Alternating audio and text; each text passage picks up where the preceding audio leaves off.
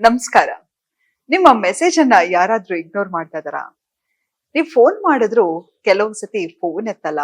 ಅವ್ರಿಗೆ ಯಾವಾಗ ಅನುಕೂಲ ಇರುತ್ತೋ ಆಗ ಫೋನ್ ಮಾಡೋದು. ಅಥವಾ ನೀವು ಕೆಲವು ಸತಿ ನಿಮ್ಮ ಇಡೀ ಮನಸ್ಸಲ್ಲಿರ್ತಕ್ಕಂತಹ ಎಲ್ಲ ಭಾವನೆಯನ್ನ ಪ್ಯಾರಾಗ್ರಾಫ್ ಗಟ್ಲೆ ಬರೆದ್ರು ಅವರು ಒನ್ ವರ್ಡ್ ಅಲ್ಲಿ ರಿಪ್ಲೈ ಮಾಡ್ತಾ ಇದಾರಾ? ಇಂಥ ಸಂಬಂಧದಲ್ಲಿ ನೀವಿದ್ರೆ ಈ ವಿಡಿಯೋ ನಿಮ್ಗೆ ಸಹಾಯಕ್ಕೆ ಬರುತ್ತೆ. ಇದನ್ನ ನಾವು ಏನಪ್ಪಾ ಕರಿತೀವಿ ಅಂತ ಹೇಳಿದ್ರೆ ಬ್ರೆಡ್ ಕ್ರಂಪಿಂಗ್ಸ್ ಅಂತ ಕರಿತೀವಿ. ಏನಪ್ಪಾ ಅಂತ ಹೇಳಿದ್ರೆ ಇಂತಹ ಒಂದು ಸಂಬಂಧದಲ್ಲಿ ನಾನು ಎಲ್ಲಿದ್ದೀನಿ ಅನ್ನೋದೇ ಗೊತ್ತಾಗಲ್ಲ. ನೋಡಿ, ಒಂದು ಸಂಬಂಧವನ್ನ ಬೆಳೆಸ್ಬೇಕು, ಒಂದು ಸಂಬಂಧವನ್ನ ಗಟ್ಟಿ ಮಾಡ್ಬೇಕು ಅಂತ ಹೇಳಿದ್ರೆ ಎರಡು ಕಡೆ ಎಫರ್ಟ್, ರೆಸಿಪ್ರೊಕೇಶನ್ ಅಂತ ಕರಿತೀವಿ ನಾವು. ಅಂತ ಹೇಳಿದ್ರೆ ಪ್ರತಿಯೊಂದು ನಾನು ಏನೇ ಒಂದು ಎಫರ್ಟ್ ಹಾಕಿದ್ರೆ ಆ ಕಡೆಯಿಂದ ಎಫರ್ಟ್ ಬಂದಾಗ ನಾವು ಕೂಡ ಖುಷಿಯಾಗಿರ್ತೀವಿ. ನೋಡಿ, ಯಾರೇ ಆಗಿರ್ಲಿ ಒಂದು ರಿಲೇಶನ್ಶಿಪ್ ಅಲ್ಲಿ ಖುಷಿಯಾಗಿದ್ದಾರೆ ಅಂತ ಹೇಳಿದ್ರೆ 70% ಆಫ್ ಅವರ್ ಪ್ರಾಬ್ಲಮ್ ಲೈಫ್ ಅಲ್ಲಿ ಸಾಲ್ವ್ ಆಗ್ಬಿಡುತ್ತೆ. ಯಾವಾಗ ನಮ್ಗೆ ಒಂದು ಒಳ್ಳೆ ಸಂಗಾತಿ ಇರಲ್ವೋ, ಒಂದು ರಿಲೇಶನ್ಶಿಪ್ ಇರಲ್ವೋ, ಅದನ್ನ ಸರಿ ಮಾಡ್ತಾ ಮಾಡ್ತಾ ಮಾಡ್ತಾ ನಮ್ಮ ಎಲ್ಲ ಎಫರ್ಟ್, ಕಾನ್ಸಂಟ್ರೇಷನ್ ಎಲ್ಲವನ್ನು ಆ ಸಂಬಂಧದಲ್ಲಿ ಹಾಕ್ತಾ ಹೋಗ್ತೀವಿ. ಕೊನೆ ಒಂದಿನ ನಾವೇ ಆ ಸಂಬಂಧದಲ್ಲಿ ಕಳೆದು ಹೋಗ್ತೀವಿ. ನಮ್ಮ ಸೆಲ್ಫ್ ವರ್ತ್ ಇರಲ್ಲ, ಸೆಲ್ಫ್ ರೆಸ್ಪೆಕ್ಟ್ ಅನ್ನೋದು ಇರಲ್ಲ. ಅಂದ್ರೆ ಇವತ್ತು ನಾನು ಯಾವ್ದ್ರ ಬಗ್ಗೆ ಮಾತಾಡ್ತಾ ಇದ್ದೀನಪ್ಪಾ ಅಂತ ಹೇಳಿದ್ರೆ, ಇಂತಹ ರಿಲೇಶನ್ಶಿಪ್ ಅನ್ನ ನಾವು ಯಾಕೆ ಚೇಸ್ ಮಾಡ್ತಾ ಹೋಗ್ತೀವಿ, ಯಾಕೆ ಇಂತಹ ಒಂದು ಸುಳಿಯಲ್ಲಿ ಇರ್ತೀವಿ, ಅದು ಗೊತ್ತು ನಮಗೆ ಒಂದು ಕೆಟ್ಟ ಸಂಬಂಧ, ಅವ್ರು ನನ್ನ ಪ್ರೀತಿಸ್ತಿಲ್ಲ, ನನ್ನ ರೆಸ್ಪೆಕ್ಟ್ ಮಾಡ್ತಾ ಇಲ್ಲ, ಯಾಕೆ ನಾನು ಇಂಥ ಸಂಬಂಧದಲ್ಲಿ ಇದೀನಿ ಅಂತ ನನಗೆ ಗೊತ್ತಾಗ್ತಾ ಇಲ್ಲ, ಆ ವ್ಯಕ್ತಿಯನ್ನ ಬಿಟ್ಟು ಬರಬೇಕು ಅಂತ ಹೇಳಿದ್ರು ನಾನು ಯಾಕೆ ಬಿಟ್ಟು ಬರಕ್ ಆಗ್ತಾ ಇಲ್ಲ ಅಂತ ಹೇಳಿದ್ರೆ, ಇವತ್ತು ನಾನು ಒಂದು ಟ್ರಿಕ್ ಅನ್ನ ಹೇಳ್ಕೊಡ್ತೀನಿ. ಅದ್ರ ರೂಟ್ ಕಾಸ್ ಅನ್ನ ಹೇಳ್ತಾ ಹೋಗ್ತೀನಿ.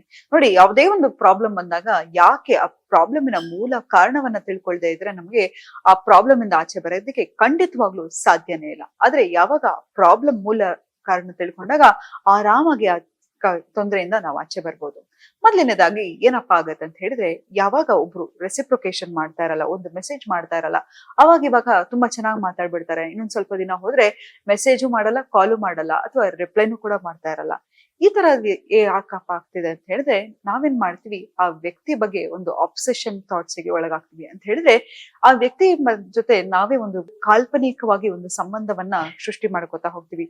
ವ್ಯಕ್ತಿ ನಾನು ಚೆನ್ನಾಗಿರೋ ಹಾಗೆ, ನನ್ನ ವ್ಯಕ್ತಿಯ ಜೊತೆ ಮಾತಾಡ್ತಾ ಇರೋ ಹಾಗೆ, ಅಥವಾ ವ್ಯಕ್ತಿಗೆ ಏನೋ ನನ್ನ ಮೇಲೆ ಭಾವನೆ ಇದೆ, ಆ ವ್ಯಕ್ತಿ ಇವತ್ತು ನನ್ನ ಹತ್ರ ತುಂಬಾ ಚೆನ್ನಾಗಿ ಮಾಡಿದ್ರು, ಮೋಸ್ಟ್ಲಿ ಅವ್ರು ನನ್ನ ಪ್ರೀತಿಸ್ತಿದಾರೇನೋ, ಗಂಟೆಗಟ್ಲೆ ಮೆಸೇಜ್ ಮಾಡದೇ ಇದ್ದಾಗ, ರಿಪ್ಲೈ ಮಾಡದೇ ಇದ್ದಾಗ ನಮ್ಗೆ ಬೇಜಾರಾಗ್ತಾ ಹೋಗುತ್ತೆ, ನೋವು ಆಗ್ತಾ ಹೋಗುತ್ತೆ, ಮತ್ತೆ ನಾವು ಆ ಡಿಪ್ರೆಷನ್ಗೆ ಒಳಗಾಗ್ತಾ ಹೋಗ್ತೀವಿ. ಯಾವ ಕೆಲಸದಲ್ಲೂ ನಮ್ಗೆ ಆಸಕ್ತಿ ಇರಲ್ಲ, ಒಂದು ಬೇಜಾರಾಗ್ತಾ ಇರುತ್ತೆ, ಒಂದು ಆಂಗ್ಸೈಟಿಗೆ ಒಳಗಾಗ್ತಾ ಇರ್ತೀವಿ.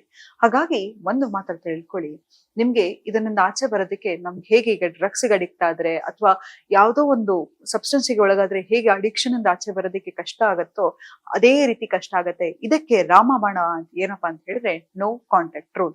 ಎಷ್ಟೋ ಸತಿ ಪ್ರಯತ್ನ ಮಾಡಿ ನೀವ್ ಯಾವಾಗ್ಲೂ ಒಂದ್ಸತಿ ಯಾರ ಹತ್ರ ನೀವು ಮೆಸೇಜ್ ಮಾಡ್ತಿರ್ತೀರ, ಕಾಲ್ ಮಾಡ್ತಿರ್ತೀರ, ನೀವು ಸ್ಟಾಪ್ ಮಾಡ್ಬಿಟ್ರೆ ಅವರು ನಿಮ್ಮನ್ನ ಕಂಪ್ಲೀಟ್ ಆಗಿ ಮರ್ತು ಬಿಡ್ತಾರೆ. ಹಾಗಾಗಿ ಅಂತಹ ಒಂದು ಸಂಬಂಧ, ಒಂದು ಸತ್ತೋಗಿರೋ ಗಿಡಕ್ಕೆ ಎಷ್ಟು ನೀರ್ ಹಾಕಿದ್ರು ಅದು ಮತ್ತೆ ಹುಟ್ಟು ಬರಲ್ಲ. ಹಾಗಾಗಿ ಇಂತಹ ಒಂದು ಸಂಬಂಧಗಳಲ್ಲಿ ನೀವಿದ್ರೆ ಆಚೆ ಬಂದ್ಬಿಡಿ. ಯಾಕಂತ ಹೇಳಿದ್ರೆ ಇದು ಕ್ರಮೇಣವಾಗಿ ನಿಮ್ಮನ್ನ ತಿಂತಾ ಬರುತ್ತೆ, ಒಂದು ಗೆದ್ಲು ಹುಳ ಇದ್ದಾಗೆ.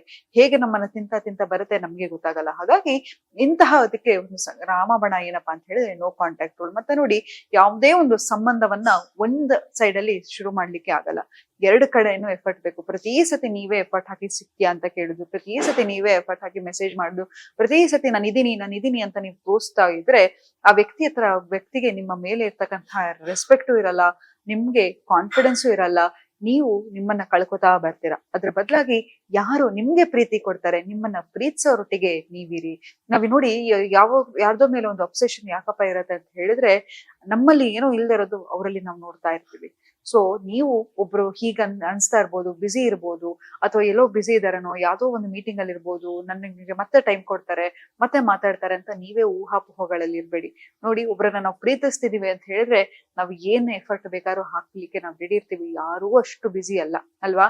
ನಾನು ಯಾವ್ದೋ ಒಂದು ಶಾರುಖ್ ಖಾನ್ ಇಂಟರ್ವ್ಯೂ ಅಲ್ಲಿ ನೋಡಿದ್ದೆ, ಅವನು ಪ್ರತಿ ಒಂದು ಅವರಿಗೂ ಹೆಂಡತಿಗೆ ಕಾಲ್ ಮಾಡ್ತಾ ಇರ್ತಾರಂತೆ. ಅಂತ ಹೇಳಿದ್ರೆ ನಾವು ಒಂದು ಎಫರ್ಟ್ ಹಾಕ್ಬೇಕಾದ್ರೆ ಎಷ್ಟು ಬೇಕಾದ್ರೆ ಒಂದು ರಿಲೇಶನ್ಶಿಪ್ ಅಲ್ಲಿ ಎಫರ್ಟ್ ಹಾಕ್ತಾ ಹೋಗ್ತೀವಿ. ಹಾಗಾಗಿ ನೀವು ಅಷ್ಟೇ ನಿಮ್ಗೆ ಕಂಪ್ಲೀಟ್ ಟೈಮ್ ಅಟೆನ್ಷನ್ ಕೊಡೋರೊಟ್ಟಿಗೆ ಇರಿ ಹೊರತು ಈ ಬ್ರೆಡ್ ಕ್ರಂಪಿಂಗ್ಸಿಗೆಲ್ಲ ಸೆಟ್ಲ್ ಆಗ್ಬೇಡಿ ಅಂತ ಹೇಳ್ತಾ ಇವತ್ತಿನ ಸಂಚಿಕೆಯನ್ನ ನಾನು ಮುಕ್ತಾಯಗೊಳಿಸಿದ್ದೀನಿ. ಧನ್ಯವಾದಗಳು.